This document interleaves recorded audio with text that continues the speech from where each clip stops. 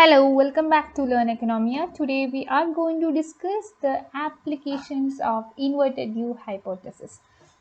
What are the importance of Kuznets inverted U hypothesis, or what are the applications of the very same here? Let's have a look into the same. Moving to the introduction of the Kuznets curve, we could see that this is being given by a very famous economist, and he is a Nobel laureate too, and his name is Simon Kuznets, and he is the one you can see here. And as per the Kuznets curve, what he tells is that whenever an income grows, whenever a country grows, or whenever the income of the country grows, whenever income grows, what happens? The economic inequality would be happening.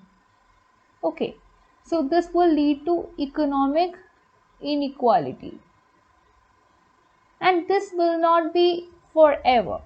Initially this inequality would be there, but over time this inequality would be declining with increasing income. Initially it will be increasing, but later on it would decline. We have given a detailed video on Kuznets curve or Kuznets inverted U hypothesis. So what you can do is that I will be providing the link of the very same in the description box, so that you can refer to the very same if you have any doubt on the topic. I am just giving you a very brief description of the topic. So here, as per Simon Kuznets, you will be measuring your income or growth along the x-axis, and you consider inequality along y-axis, and he has taken different points on the Kuznets curve and he explained what happened. So initially you will be having a situation where at this point you have this much of income and you have this much of inequality. That means with increase in your income, inequality is also increasing, isn't it? So what about this particular point? At this particular point, you have this much of income and the inequality here is something this much, isn't it? So at this particular point, you could see that your inequality is maximum.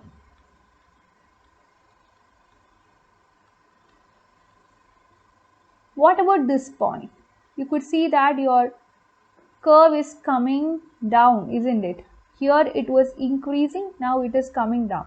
At this point, you will be having some corresponding income. You could see that the income has increased. But what about inequality? Inequality has declined. Only this much.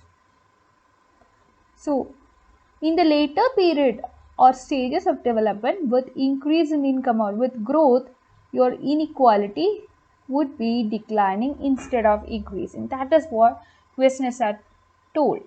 We are going to see from here onwards the applications of this concept. So let's have a look into the applications of this concept. You could see that whenever you draw a Kuznets curve or whenever you construct Kuznets curve with the available data on income and inequality, you can identify the drivers of income inequality. What are the drivers? The factors leading to the same inequality. And if you are able to identify these factors, you can go for some policy options to deal with these factors in a very effective manner so that we can reduce inequality. Now, also this would be suggesting something related to the structural changes of the economy. The economy would be changing from one sectoral development to another sectoral development, and this too can be analyzed with Kuznets curve.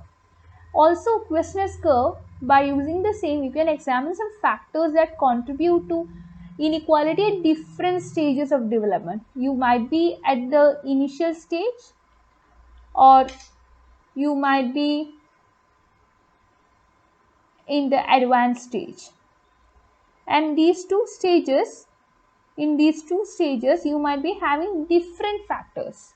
The factors that would be contributing to income inequality at the initial stage of development would be different from the factors that would contribute to inequality in the advanced stages of development. So you can recognize and identify these factors. And also, there is something called environmental Kuznets curve, where you can apply Kuznets curve in environmental arena as well. I have also done a video on environmental Kuznets curve. For that also, I'll be providing the link in the description box. So if you don't know regarding the concept, you can refer to that. Again, the policy makers that we have in our economy can consider the data that we use for constructing Kuznets curve to identify some most effective ways to reduce inequality situation. And this will be helping the policymakers to evaluate the effectiveness of certain economic policies which are meant to reduce income inequality situation. Also, this will help the policymakers to go for a comparison. How do you compare? So we go for a policy and we have data before the policy implementation and after the policy implementation, and we compare these two things and see whether we could attain the change that we had intended to have. Okay. Now, this concept is used to make some predictions about the future income inequality that the economy would be having. So whenever you make some predictions, you can move as per this. If at all a high income inequality is predicted, you can take some measures, or the government can take some measures to reduce inequality. Again, it will be predicting how income inequality is likely to change. As I've told you, if it is considered as something that would be increasing in the future, then the government as well as the policy makers of the government can come together to go for certain policies so that we can reduce inequality in the future. Okay, so that is all regarding today's video.